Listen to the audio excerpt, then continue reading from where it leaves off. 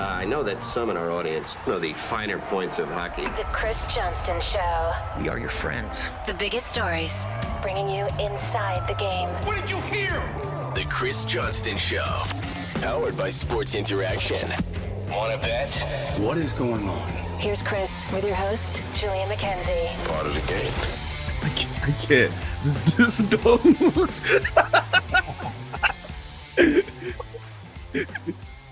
Can't do the serious.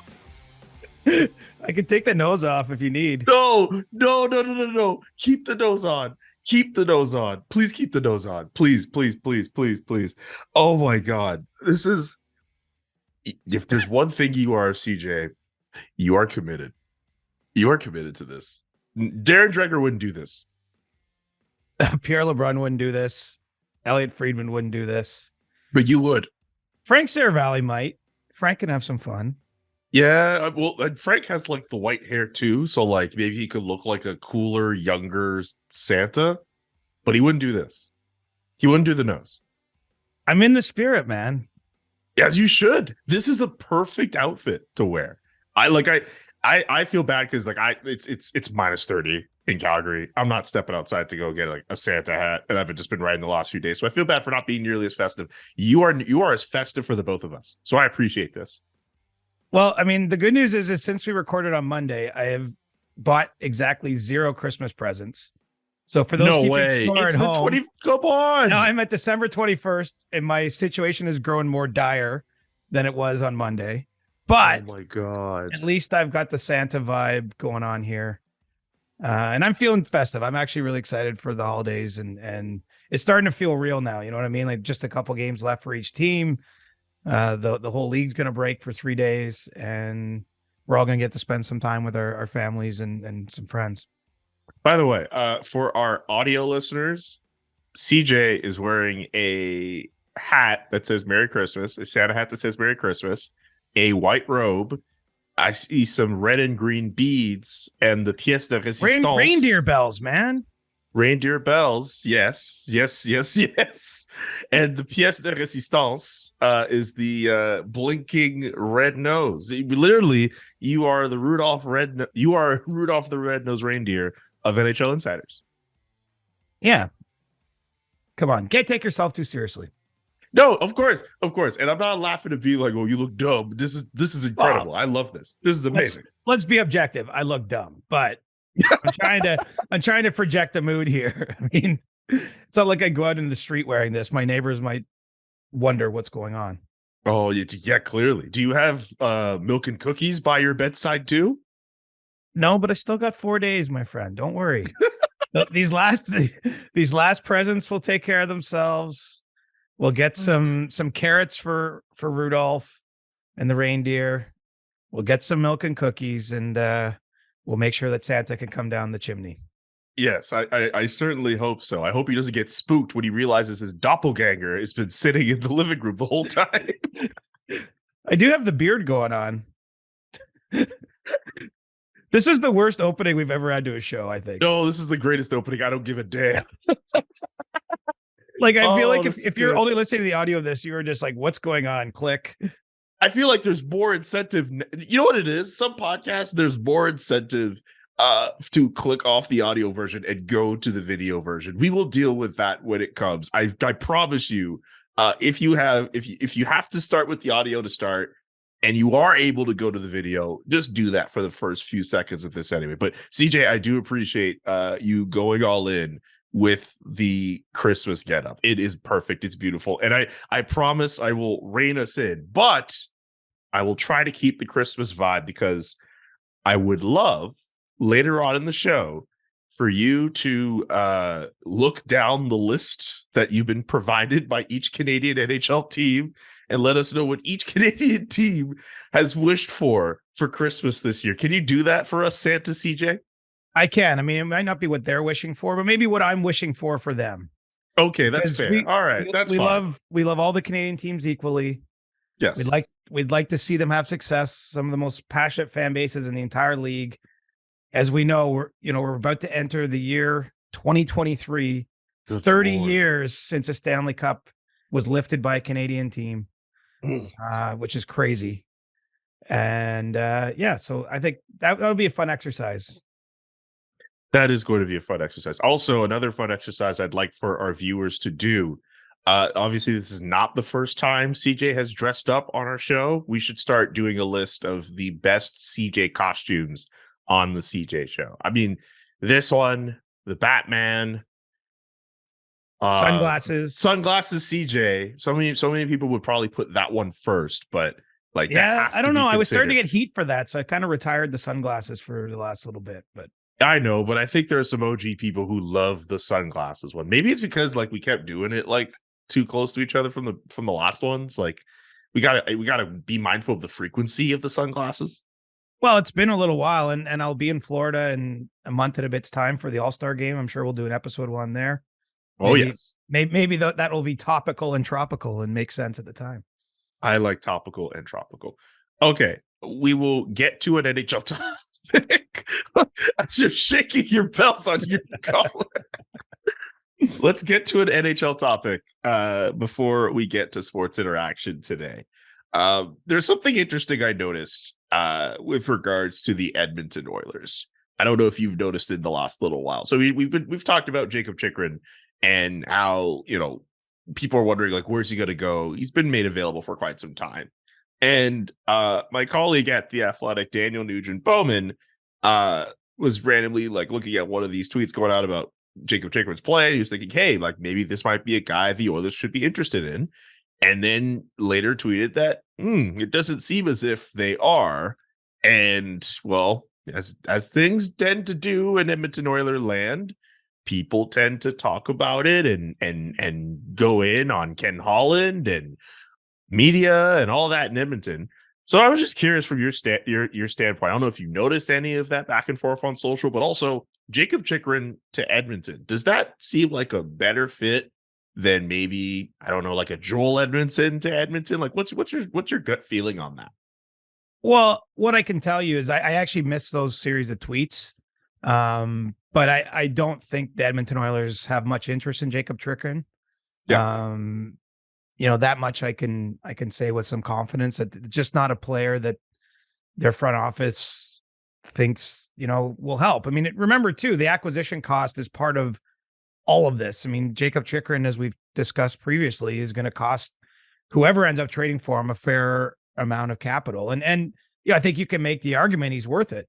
Certainly Bill Armstrong, the general manager of the Coyotes, I think looks pretty good that he, didn't just trade him for, cents on the dollar, didn't feel any pressure to do so in the summer, because remember Chychrun's season ended last year with a surgery. He had another issue pop up in the summer. He missed a month and a half of the season. And yet he's come back and been nearly a point a game player, playing north of 20 minutes, good underlying numbers on a team that isn't one of the better teams in the league. And so I think he's worth, what's being asked, which, I think to be 2 first-round picks and a player, sometimes what you ask isn't what you get. Anyone who's probably tried to sell a house recently would know about that. With the way markets sort of fluctuate, you need things to come together. But I mean, it's pretty clear. You see what Niels Lundqvist was traded for in the Rangers Dallas swap that happened before the season. I think there's some other comparable trades out there. We're talking not just a first round player. This isn't a rental, right? This is a young defenseman on a cost controlled deal that, can be a top 4 option pretty much anywhere. One of those places is in Edmonton, though. I think that they're looking perhaps for a different type of player. I do think someone like Joel Edmondson does make sense for the Oilers, and wouldn't be surprised if that's a player we continue to link to them and talk about as we get closer to the deadline. But, at this point, if Chychrun and the Oilers were ever to become a match, it would be a huge shock to me. I don't think that that's what Ken Holland's looking for. And that's that kind of, I mean, I don't know where else to go with that one, but I don't have any reason to believe that they've even really been kicking tires lately. I think where you're going, that is still very informative, because I mean, I'm sure there are probably Oilers fans who are like, no, we want Jakob Chychrun. He would be more dynamic than what Joel Edmondson would bring. But I mean, I'm not going to pretend like I know the fits that Ken Holland needs for his team. Joel Edmondson, I mean, he's not a bad, again, he's not Jakob Chychrun, but like he's a steadying influence. And I know we're just using him as an example, but if the Oilers end up getting a guy like him, I mean, he could help for a playoff run. Right. I mean, I think the argument for Chychrun would be too that he's signed for a couple years, right? You know, the deadline's so much about these deals for players on expiring deals, rentals. I think that there's a real debate to be had about the value of that. Let's look at Tampa, right? The team that's had the most success in the last number of seasons with a general manager and Julian Brisebois who's been as aggressive as any of his colleagues. Remember, he traded first round picks for Blake Coleman and Barclay Goodrow, and they won those cups. Those guys ultimately left for more money as free agents. He trades 2 more first round picks last year for Brandon Hagel, who's making $1.5 million. I believe he's got 2 more years on his deal, so he's cost controlled. I think in some ways teams like the Oilers or like the Maple Leafs, teams that have high ambitions and let's face it, aren't facing 1-year windows to win. They have cores that are young enough and players sign long enough that you're looking at bigger picture kind of, a couple more cracks at it. I think that there's an argument to be made to go get those type of guys. But you have to have conviction like Julian Brisebois has had. It takes guts to trade 2 first-round picks for Brandon Hagel. It's no knock on Brandon Hagel, but if you remember the reaction to that deal, and keep in mind, those picks are for 2023 and 2024. So those picks haven't yet passed. But they got to another cup final last year. Tampa's in a position in my eyes to compete for another championship now. So, I think that's maybe what some people in Edmonton are looking for. And Ken Holland hasn't been all that ambitious in his trades, I would say, during his stint with the Oilers. They've added some depth pieces at the deadline. Obviously it was, I think a good move for him to go sign Evander Kane last year. When he had the opportunity, certainly when Evander was healthy, he made a big difference. It's not claiming he hasn't done anything to improve the team, but he hasn't shown, he hasn't rolled the dice in any big meaningful way. And I think you're probably at a point with that core where you can make the argument to do it, right? Like Leon Draisaitl is only a year away from being able to be extended. So I'm not saying he's leaving Edmonton, but you're down to the last couple seasons where for sure you have Leon Draisaitl under contract. And clearly he's a top 5, top 10 player in the world alongside Connor McDavid. And so I think when you have that, there's a case to be made to really push your chips in. And so far we haven't seen the Oilers do that.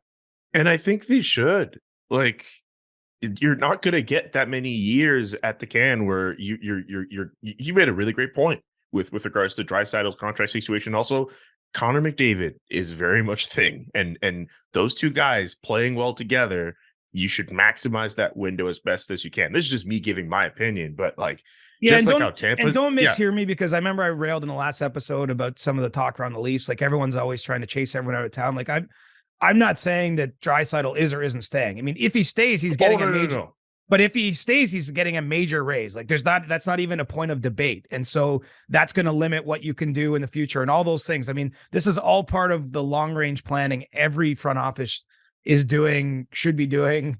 And it's about sort of maximizing these windows, right? And finding players.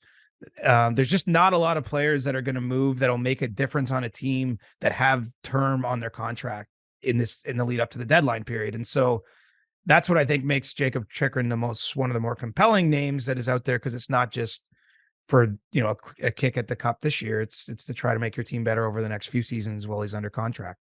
And he's younger than Connor McDavid, so he fits in that window of it's not getting like a guy at 31 for a first round pick who will be well past his prime after like a year, 2, 3 years, who knows. But like Jakob Chychrun is in that window to help maximize that. Like it just.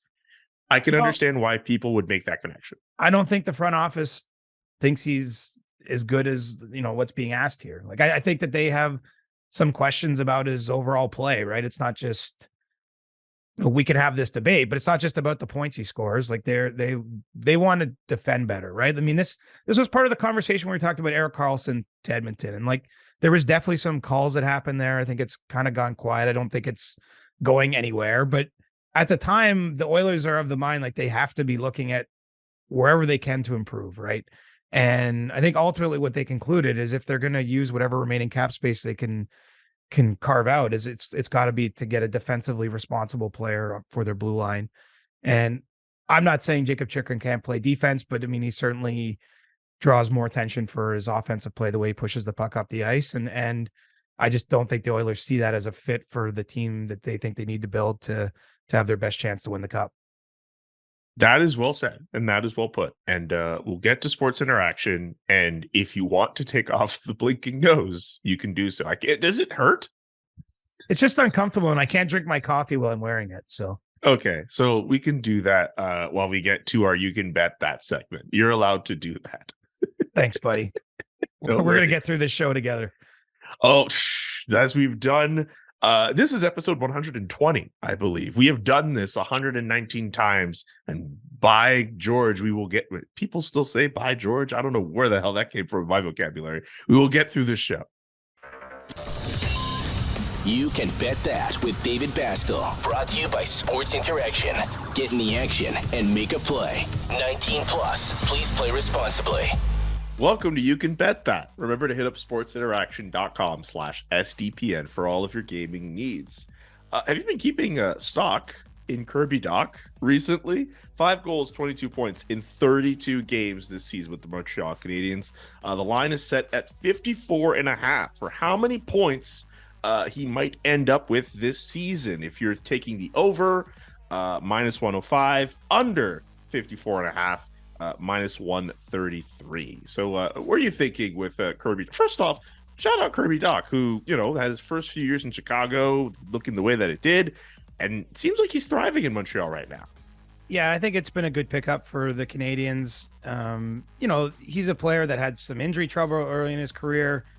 He, lived through the pandemic seasons as we all did, but it's not exactly what we might call a normal introduction to the league. And, he's been on a team that's part of a franchise in Chicago that was headed in the wrong direction. And so I think this has probably breathed some new life into him. He's got an opportunity to play. And, I'm inclined to sort of buy some stock in Kirby Doc. I do think that, he's going to continue to put together a nice season. And, that's sort of they do a good job saying like where the line should be. Cause the over there is like, if he gets 55 points, that's a really big year for a young player who has not achieved anywhere near those heights previously in his NHL career. But we have to remember, he's still young. He's getting better. His best seasons, I'm pretty confident saying, are still ahead. And so, yeah, why not? I'm a believer there. And I think the opportunity will still be big to him in Montreal in terms of playing minutes and line mates and all that kind of stuff. Yeah, I couldn't tell you if they still have him playing on the wing or if they really still want him to make it work at center, but he appears way more confident with the Montreal Canadiens that it seems like as if he's looked in the last few years playing in Chicago. I know a lot of people with the criticism saying, oh, well, he wasn't able to make it work with Patrick Kane, but the fact that he's been able to make it work with guys like Cole Caulfield in Montreal, I mean, I think that's a pretty big boom for him and for the Montreal Canadiens. So if you want to pick the over at minus 105, 54.5 is the line for that. Thank you for watching You Can Bet That, and don't forget to check out sportsinteraction.com/SDPN for all the best odds before game, in game, and the best props. Again, sportsinteraction.com/SDPN. CJ, what's your favorite Christmas movie? Probably Christmas Vacation. National Lampoon's Christmas Vacation. Do I have that title right? Yes, it's a classic for me. I watch it probably every year at some point. I haven't actually watched it yet this Christmas season, holiday season, but I do intend to get to it again. Honestly, I just wanted to know what your favorite Christmas movie was, because we've discussed favorite Christmas song, but I was just curious what your favorite Christmas movie is. I don't know if I have one. I mean, Home Alone was great back in the days. Yeah. I don't know if it stands up as well. Some of those movies I loved as a kid, if you rewatch them years later, you're like, ooh, this wasn't quite as good as I remember. Like, there's nostalgia to it, but I love Love Actually too. Okay. Does that count as a Christmas movie? You haven't seen that? I haven't seen Love Actually. I don't know if I'm the target audience for Love Actually. I don't know. You have to open your cold, dark heart and let the love in, Julian. Come on. I can do that. I don't have a problem doing that. I'm not like a rom-com Christmas person. All right. Well, then go to Spirited. I know I've previously expressed it's really good movie. Again, not an ad for Spirited. I had Ryan Reynolds liked another tweet of mine. I'm up to 3 now. When are we getting Ryan Reynolds on this show? I don't know. It could happen though. It could, or at least like you have to start getting intel from him. Anyway, we at least know that some members of the NHL's board of governors are listening to the show, and so he yes. might be a future member of the board of governors. Yes, and that a future, well, hopefully listens to our show. And if we ever have him on, I mean, I'm sure everyone will blow up over that. But let's keep with the Christmas theme. I would love for you to provide one Christmas wish for each Canadian team. And it doesn't have to just be like, yeah, we need to offload this contract or we need this type of player. Let your imagination run wild with these, Siege. Is that something we can do? Yeah, that's something we can do. Okay. How about we start going from west to east? And I know it looks weird with my hands going from west to east here. Maybe it doesn't reflect what I'm trying to say here, but let's start from one end of the country to the other. Let's start with the Vancouver Canucks, and a team that we've talked about a lot in recent weeks on this show. Give me a Christmas wish. I think I wish for the Canucks that they get a plan clearly articulated and starting to be executed, which maybe sounds like the most boring Christmas gift. Like that's like the socks of Christmas gifts, because it's not sexy. It's not like a new video game system or something, but it's clear that that's what that fan base needs. I do believe there is a plan there, right? It's just more starting to see it get played out. And, I think that would be a nice way for that, a nice gift for them entering the year 2023, because, there's got to be some trades. I think there has to be some change around the edges of that team. And I know that they want to get more flexible with the salary cap and get younger at some key positions. And so if that were, I think that would bring much happiness to the mainland in BC and their considerable fan base if they were able to get those things. So that's what I wish for them. What about a Christmas wish for the Calgary Flames? For the Calgary Flames, I'd like to give Daryl Sutter his wish of being in a playoff spot by Christmas, finding a way to get a few more points this week. Because while that's not where the success of the season will ultimately be measured, clearly the 3-day break, he doesn't want to have to look at them below the line. And, it's been a tough season in some ways in Calgary. But I still think this team should have ambitions, and I do think it has a chance to meet its expectations still. And so I'd like to see them get to where they want to be entering the holiday season, because it's going to be a tough second half. Let's face it. It's going to be a grind to, secure a playoff spot.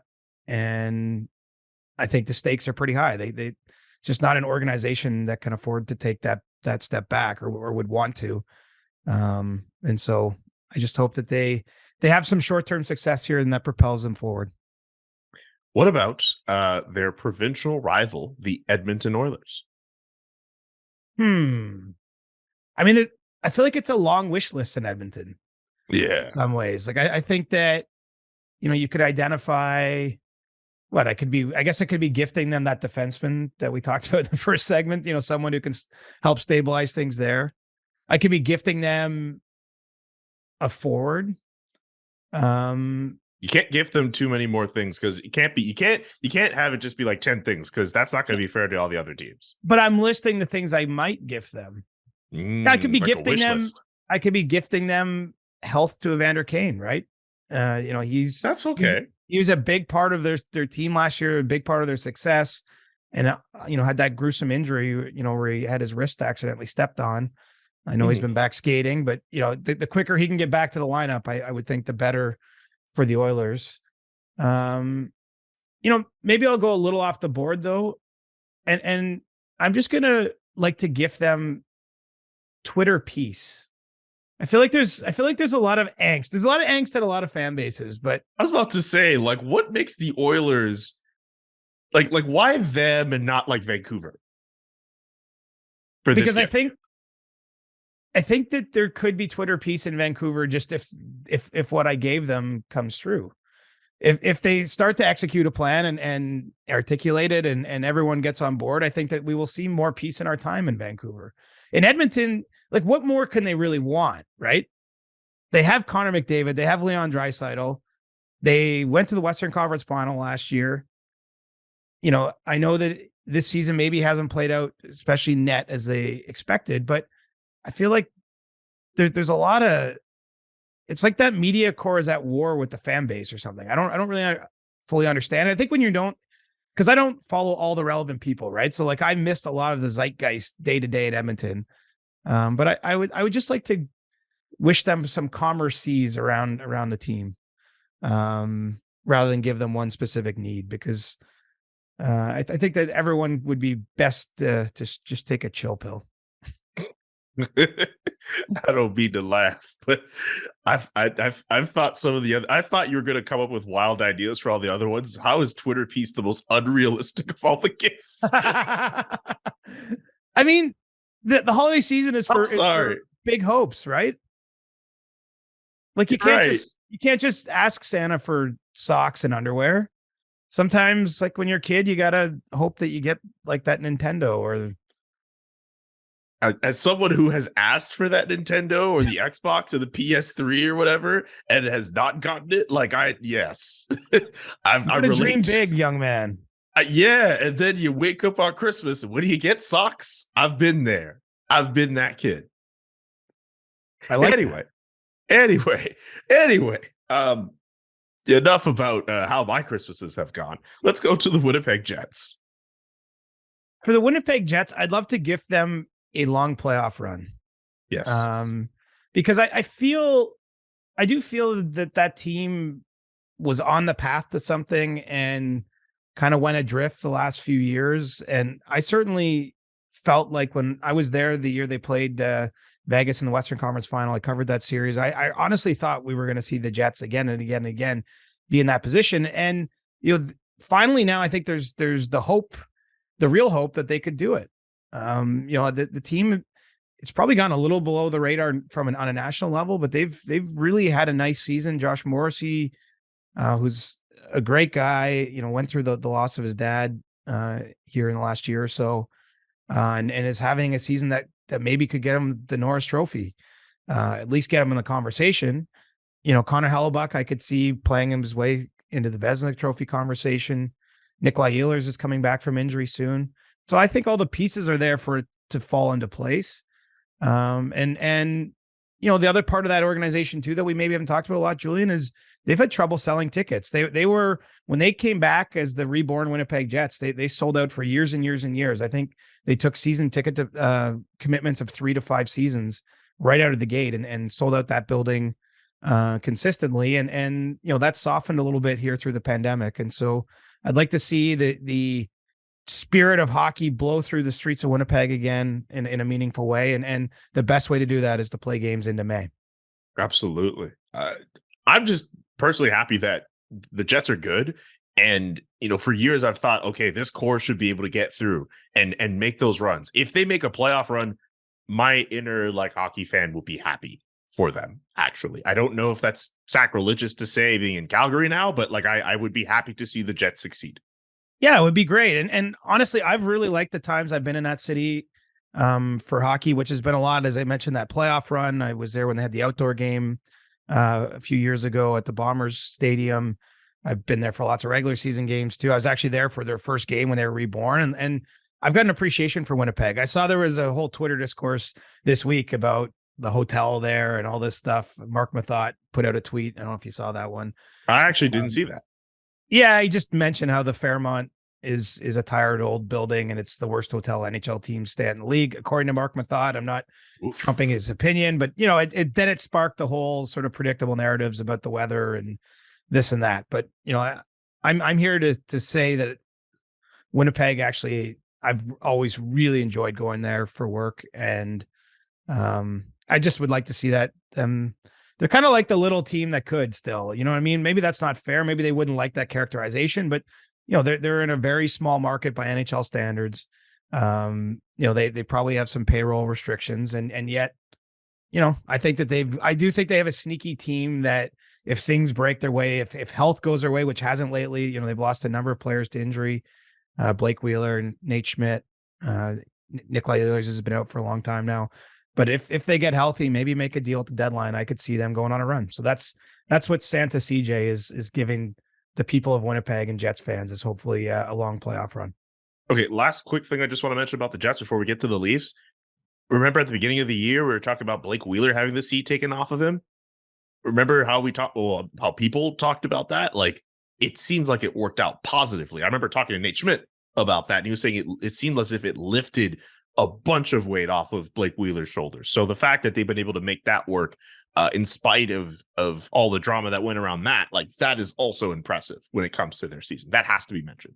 Right. And Rick Bowness, he's done this a long time. I mean, he's spent the great portion of his career as an assistant coach, but I think he's got a track record of making players feel good and bringing teams together. And, it's going to be a short-term thing there, I would think, just by his age and all that. But that's why you kind of need the playoff run to happen now or maybe next season. But, we're not talking a long run or long window here to get it done. And so that's why Santa's gifting them that magical 2023 spring.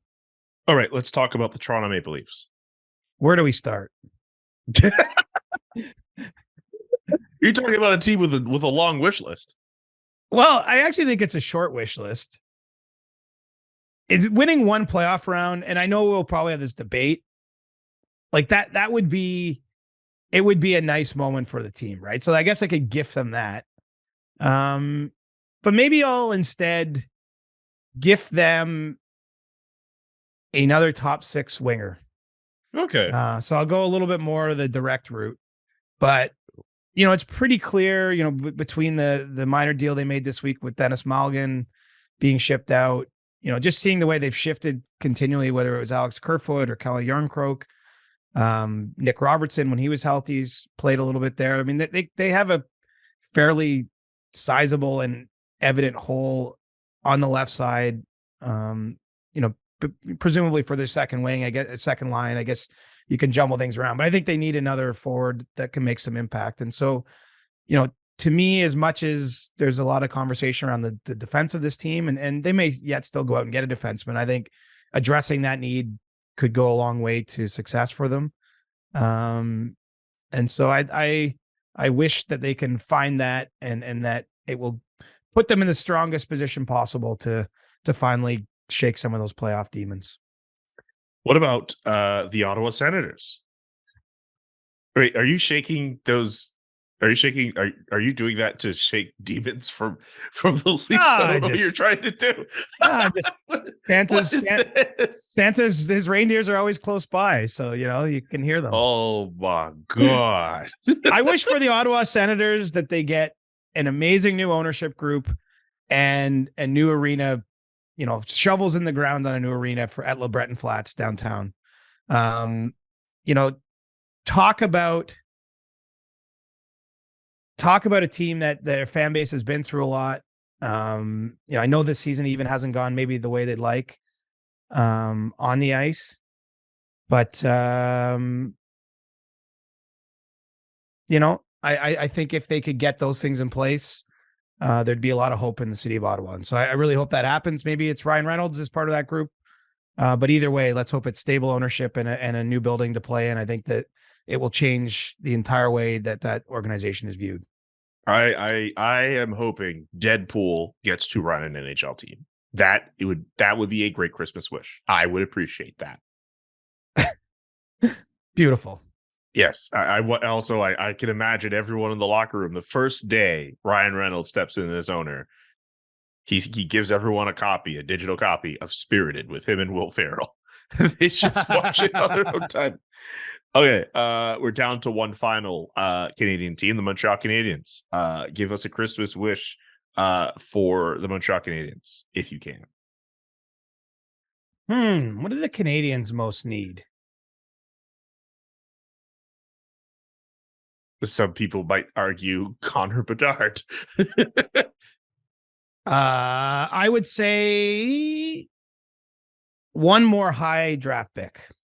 Okay, so if not Connor Bedard, maybe they'll settle for Adam Fantilli, you're saying?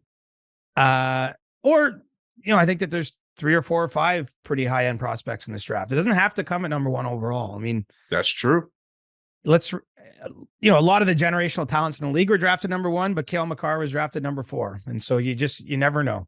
But I think another high draft pick would be a huge boost to what they're doing there. I think that the team's been well run under new ownership or under new leadership since they made the changes in the last year, 12 months, 14 months. And I think that they're going to continue down the road to a good place, but the program could use another boost with some lottery luck, come April. Did you hear the news with PK Subban being honored in a game in January against the Nashville Predators? Any thoughts on that? Yes, I love that news. I think it's a great thing. Obviously, it didn't necessarily end on the best terms with PK in Montreal. There's some hard feelings there, but time tends to heal those feelings. And, kind of goes without saying the impact he had on the team while he was a player, the impact he's had off the ice, through various charitable work, but especially with the Children's Hospital there. And, PK had a great career. And so I think it's nice that I love that they call it a homecoming, like this idea that it's, something about a homecoming. They're not saying expressly that it's everyone's making up, but that's kind of like that's the feeling it leaves me. And I can be sure that when it comes time to, when it comes time to get to that day in January, that the fans are going to properly salute PK when he's back at the Bell Center. I also wonder if this also opens the door for him to be one of the team's ambassadors, as they've had started to get with guys like Chris Knuckles-Nyland and Patrice Brisebois and some of those older guys from the past who have now joined the organization in that capacity. I'm curious about if they go that route, but I think PK's got too much going on, doesn't he? That too. That is also very possible. With his he ESPN might not be able to and do it. Yes, that's true. But maybe it leads the way to that down the road. PK's always seems to have so many different interests and traveling all over the place. But I think it's good that they're in that place together and that they're going to honor him. I think it's going to be a really cool night. Exactly. Let's get to stick taps to end off our Thursday episode. They can be holiday themed. They could be not holiday themed. They could be whatever you would like for them to be. Or if you want to opt for the cross-check option, I will not stop you. But I don't think you're going to do that around these times. Here's a Christmas cross-check to end the season. How about you go first? I will give it to Chris Tanev, who last week took a puck off the side of the head or around the neck area against the Montreal Canadiens. It looked like a very scary moment. He was not able to play for the next few games after that, but he returned to the lineup for the Calgary Flames on Tuesday on his 33rd birthday. Just in my short time covering this team, dude is a stabilizing presence for that team. I think when they beat the Sharks on Sunday, that might have been the first time all year that the Flames had won a game without Chris Tanev in the lineup, which kind of shows how much he really means to the organization from a defensive standpoint.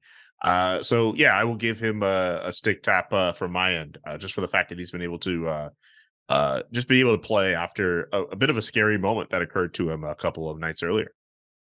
Like that. I'm going to give my stick tap to the Hospital for Sick Children here in Toronto.